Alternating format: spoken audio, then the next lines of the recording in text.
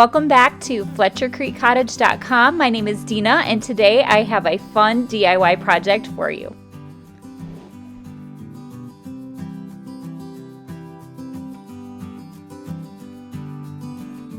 So today I am here with a super easy pumpkin pillow project. Here I have a couple of examples. This is a larger size pillow, and then I made a smaller one. To make my pillows, I actually just used a couple of old sweaters that were worn out. One had shrunk in the wash, and so I thought they would be perfect for this project. To make our pumpkin pillows, we're going to start by laying out an old sweater. Now, to make the smaller size, I used a sleeve. To make the larger size, I used the entire back of the sweater. First thing you're going to want to do is grab your shears. You're simply just going to cut off the sleeve. Super easy. Next, you're going to need a couple of rubber bands. Take your elastic and just secure it around the bottom of the sleeve. And then you're going to turn your sweater inside out. The next thing you're going to want to do is stuff this with some polyfill. Now, if you don't have any polyfill, or if you don't have a chance to run to your local Joann's or Hobby Lobby, you can actually just repurpose an old bed pillow or maybe an old throw pillow that you're no longer using. I know sometimes I have those up in the attic and I think, oh gosh, I'll save those because I could probably use the filling for another project. So it's always great to repurpose things if you can. Now that we have our pumpkin all stuffed, we're going to take another rubber band.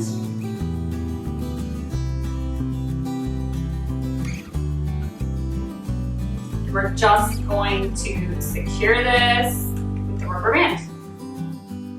Now, this is where the sewing comes in. We are going to use a extra long needle and some thread. You could use a regular needle for this too if you don't have a dull needle on hand.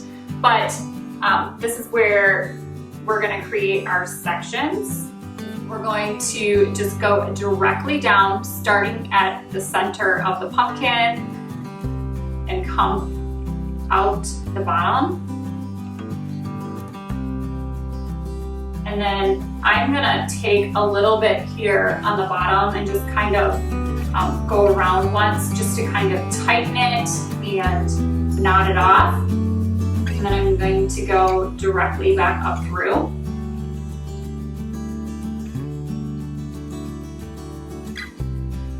And now I'm gonna wrap this around and I'm gonna go back up through the center.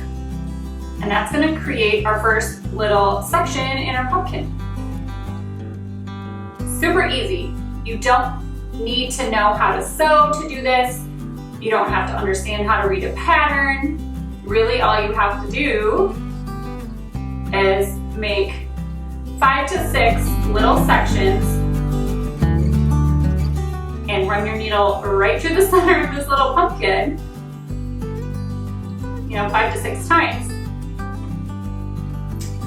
We have a cute little pumpkin, but we've got all of this extra on top. And don't worry, this serves a purpose. This is actually going to be our stem. We're going to use hot glue to put a bead right here, and then we're going to attach some twine and wrap the twine all the way around until we get to, maybe about an inch and a half. Okay, so I have my glue gun turned on, and while that's heating up, I'm going to show you what we're going to use for the stems. So this is the twine. This is actually a thinner twine, and I've got a second one here that's a little bit thicker.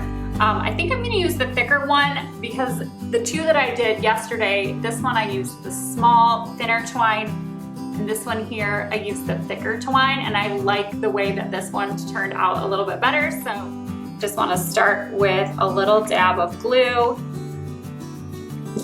down at the base. And you're gonna stick your twine down in there. Now, a little tip to keep you from burning your fingers, take another glue stick and press it down in with that glue stick instead of your finger. hot glue can be so painful if you touch it. And I'm just gonna wrap it about halfway around. I'm gonna add a little bit more glue at the base.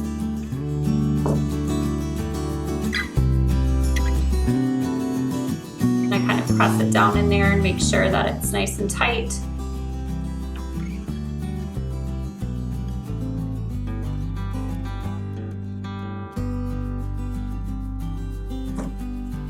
I'll add a little bit more glue as I go up.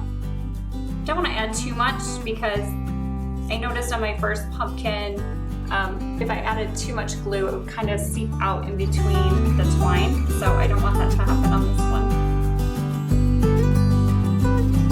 And then I'm just going to twist.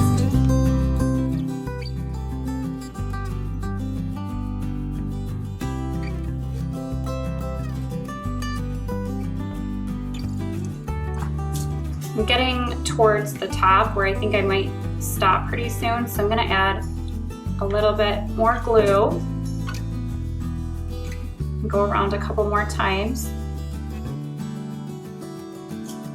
Just kind of let that sit for a minute. And then I'm going to take my shears and I'm just going to trim the top as flat as I can.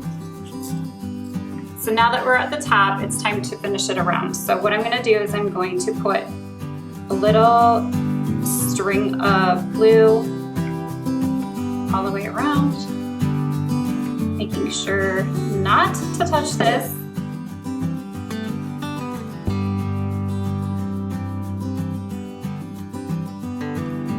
Thank you so much for joining me today for this project, and be sure to head over to FletcherCreekCottage.com for more fun DIY projects just like this one.